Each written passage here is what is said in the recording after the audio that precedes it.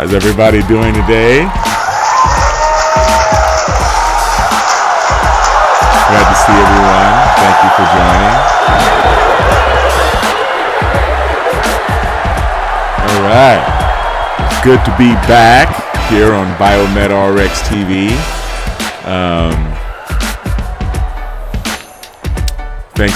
I want to thank everybody for joining. Give everybody a chance to sign in. Hope you guys are hearing me okay. I think my levels look good. My microphone and everything.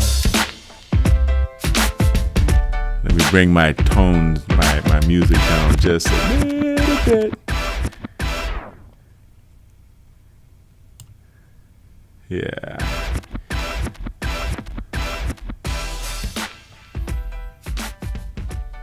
About right there.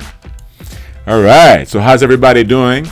I know the title says about mental clarity, but I was going to actually talk about some biomagnetic pairs. So I think what I'm going to do is I'm going to look for some biomagnetic pairs that can help with mental clarity.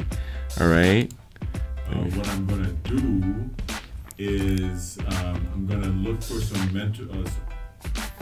All right. So here we go.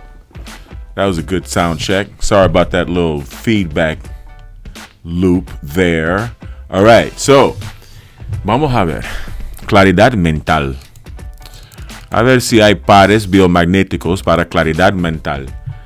Espero que me disculpen porque a veces tengo ganas de hablar el español y como todo lo que estudio en el par biomagnético está escrito en español, vamos a hablar español. Vamos a hablar el español, a ver. Claridad, LMNOP, claridad, HIJK.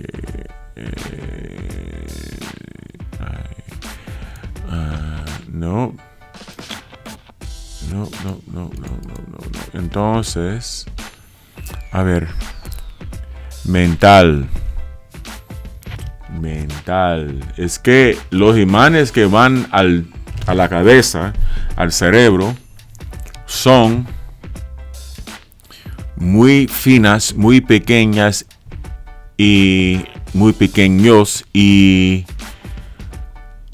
¿cómo se dice? Muy delicados, muy débiles, ¿no? Porque no se debe poner imanes fuertes en la cabeza por el cerebro. ¿Ok? Ok, ya.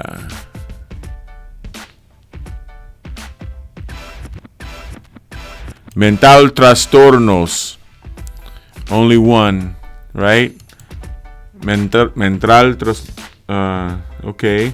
On the time in el timo y parietal. So on your thymus gland, positive and negative on the parietal lobe. Now, the parietal lobe is where we process most of our emotion. We collect a lot of dysregulation in the parietal lobe after a life of a lot of emotional distress. And the thymus gland is a reservoir for the E. coli bacteria. So that's something that you need to take a look at, right?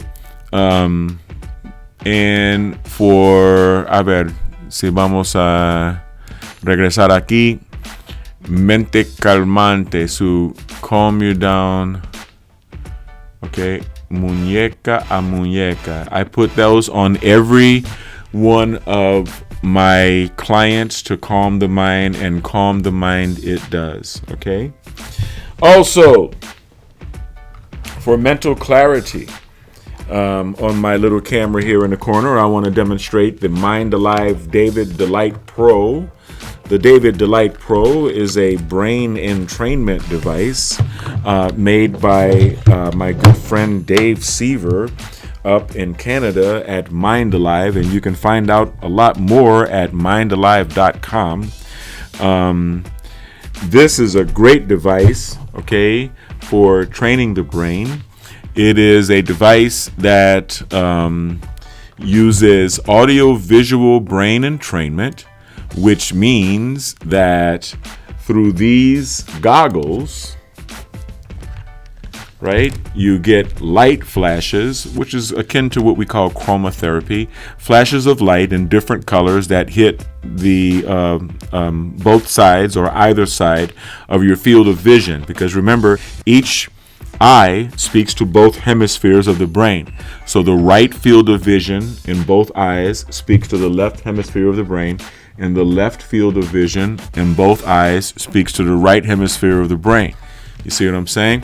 So by having different frequencies on different sides of your field of vision in your eyes, you can train the different hemispheres of the brain in different different frequencies, and by doing that, you can affect different things. You can calm the brain. You can excite. You can energize. You can put the mind into a meditative state. You can boost brain performance, and you can also boost your mood. You can actually, put a person in a good mood. You know what I mean? This is really good. I mean, so the settings categories are energize, meditate, brain boost, mood booster, and sleep. There are and each one of those settings categories has 5 different settings, right? 5 different protocols under each settings category.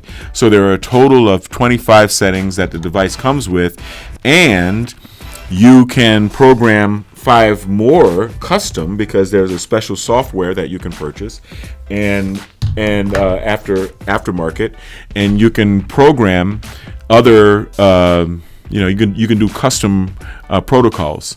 And I'm looking forward to trying to engineer some custom protocols to try to do the out-of-body experience, right? To try to cause the out-of-body experience at will. But so now, of course, as far as mental clarity is concerned, we were also taking Haritaki Kadukai Podi, right, which is Terminalia chibula, the fruit of the Terminalia chibula plant, found in India and different parts of the world, and different parts of Asia mainly. It's the mother of all herbs. You take Haritaki a little bit every day to cleanse the pineal gland, to oxygenate the brain, and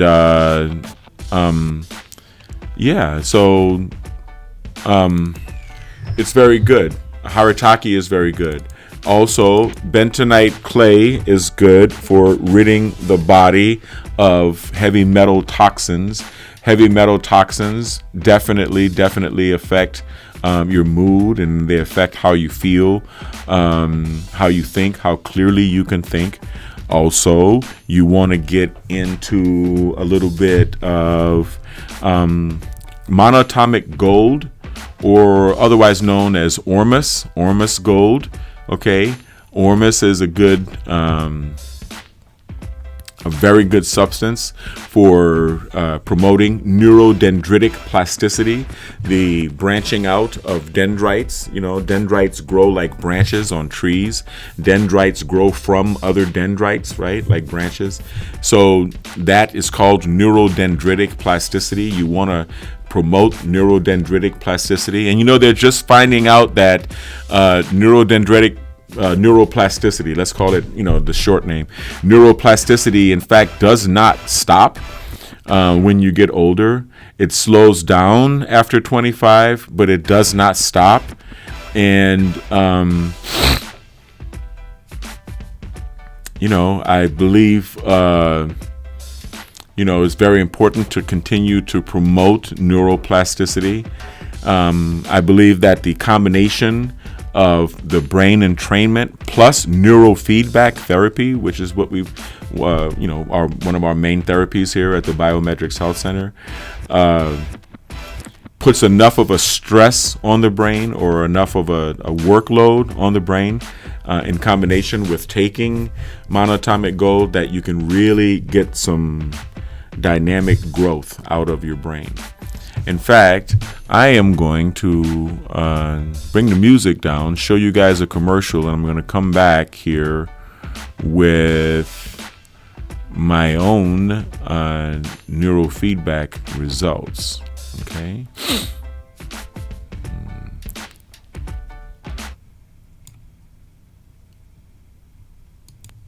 BiomedRx Optimum Woman. Oops.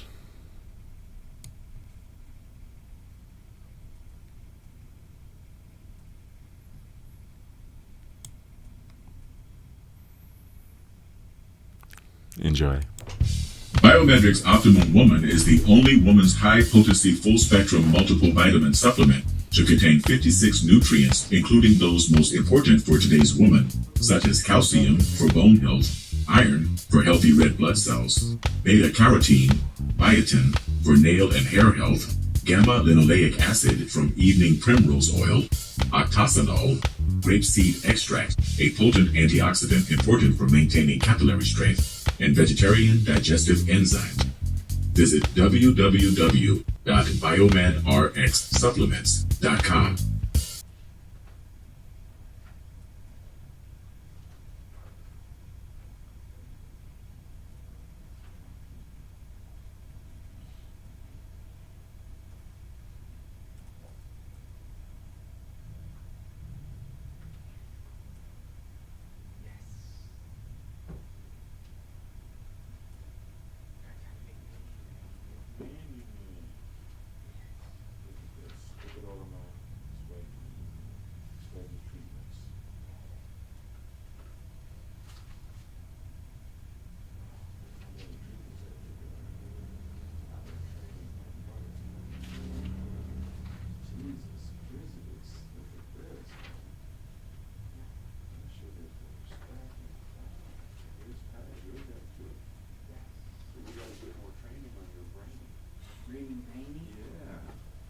You can go live again, man.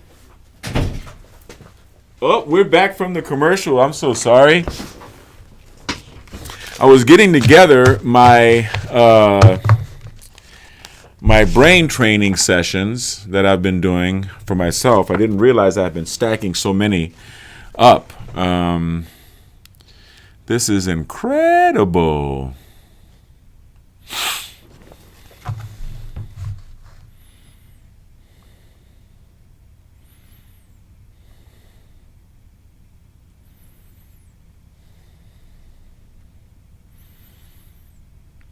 So if you guys have any questions or anything, go ahead and type them into the chat. I've spoken before about the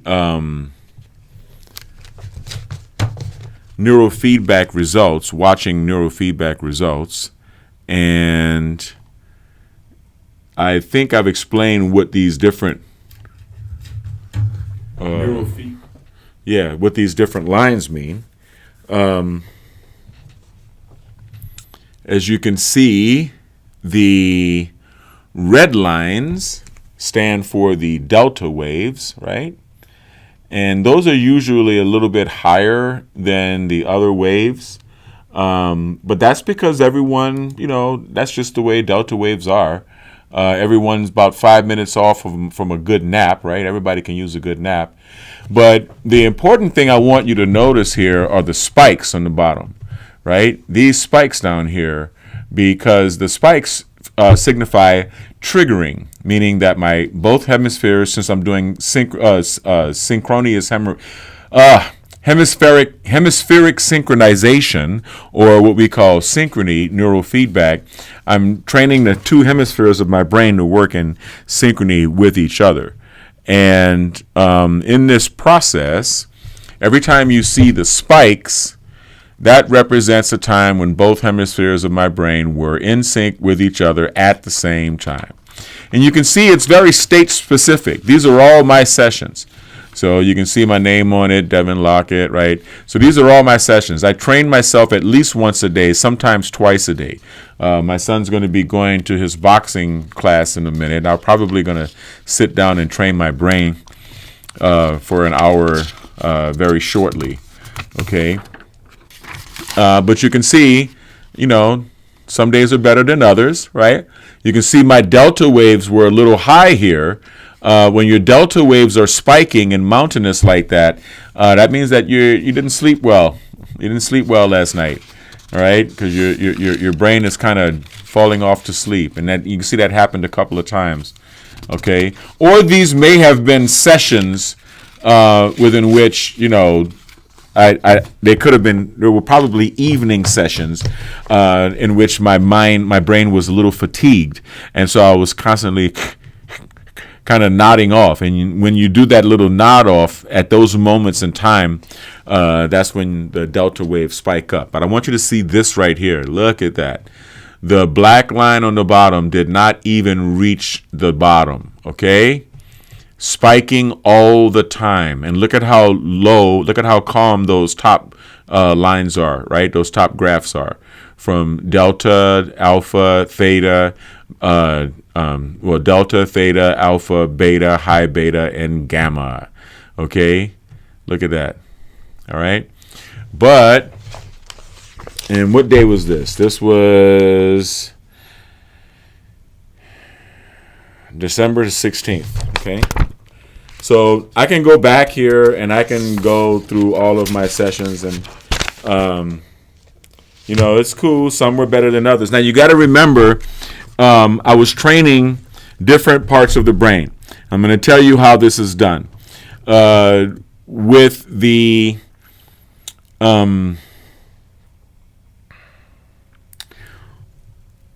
frontal lobe, right, likes higher frequencies. Let's just put it that way. The parietal lobe likes lower frequencies by comparison. The parietal lobe is trying to reach an alpha state, which is around 10 hertz. The parietal lobe is happy at 10 hertz. And the dysregulation that we accumulate as a result of the natural emotional stress that we experience in our lives tends to cause dysregulatory patterns along the parietal lobe. And we can work that out with neurofeedback. Now, when you are spending the entire day at work or driving a car or doing any number of things, and your brain is operating at a very high level of cortical arousal, meaning the primary frequency is around 20 hertz or 25 hertz, 20 hertz being beta, which is about when you're listening to someone speaking, or 25 hertz being high beta if you're trying to solve a math problem or something like that. And at the end of the day, right, you have a lot of stress because with that rise in cortical arousal also comes a corresponding rise in physical tension. And so at the end of the day, you end up feeling kind of, wound up, right? You have the tension up here, you have the tension right here, you have the tension in the shoulders, you have the physical tension that, comes from having to focus your mind all day. And it's kind of hard to return back, to slow down the parietal lobe to go back into that alpha state. Well, marijuana happens to return the brain to the alpha state pretty efficiently, and so does alcohol, but not all alcohol, okay? Mainly beer and wine. Beer and wine tend to, groove at around that alpha state. And so, you go out and you have a couple of glasses of wine and you get happy, right? You can relax the stress of the day off with a glass of wine or with a beer, right? That puts the substance of alcohol into your bloodstream, which can very easily, cause a 10 hertz alpha state in the parietal lobe, but it also causes a 10 hertz alpha state in the entire brain. And the problem with that is that the frontal lobe, which likes higher frequencies, is not going to be able to function at its peak if it is slowed down to an alpha state. The frontal lobe, mind you, is your center for inhibitory control and executive control. So if the frontal lobe is slowed down, then you are not inhibited as much as you would be had it been functioning at 40 hertz or whatever, the 30 hertz or whatever your optimal reward frequency is for your frontal lobe. But it's not 10 hertz. It's not alpha. Okay? And so you open your mouth and say things that you would not have said if you were not drinking, because your inhibitory faculty is now impaired. And the executive function is also impaired because the frontal lobe likes higher frequencies. And therefore, you think you can drive, but you can't. And the parietal lobe, the feeling center, right, feels good because it has its 10 hertz alpha. And not only do you think you can drive, you also emotionally feel confident. You have a little liquid confidence. You also feel emotionally confident that you can drive. And that causes a pretty dangerous situation for all involved, right? So we can train the frontal lobe of the brain to operate, give it its higher frequencies. And we can also train the parietal lobe to the alpha frequencies that it likes. That's a very simplistic and direct approach for neurofeedback. However, over the long run, what you really want to do is train and train and train until you work away all of the dysregulation. And you can do that on really any frequency discipline of neurofeedback. So, how do you do this? Well, while you're doing synchrony neurofeedback, let's talk about synchrony, because with synchrony, we have the entire spectrum of frequencies available to train at. So while you're training at synchrony, on synchrony, when you get to the point of being able to, whatever your first protocol, let it be what it is. But remember, train your frontal lobe first, okay? Let the frontal lobe train the rest of the brain. I know that's kind of a hard thing to understand.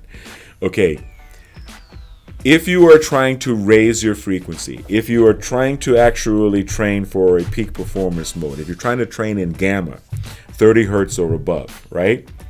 The frontal lobe is going to be able to reach the point where it can trigger pretty regularly, more quickly. Pardon me, I have someone at the door. Right, so, in fact, speaking of, I have a neurofeedback client here, so I'm going to have to cut off this live. But that is exactly what we're talking about. The frontal lobe will be the first to respond to the higher frequencies, and then you can place the alternative probes anywhere from the somatosensory band, the motor cortex, the parietal lobe, the temporal lobe, and even the occipital lobe, and let the frontal lobe train the rest of the brain. So, that being said, I hope everyone is having a wonderful day. I got to get to my client. I want everyone to stay kind, because kind is the new sexy. Stay blessed and stay healthy. Thank you again for watching BiomedRx TV. Have a wonderful evening.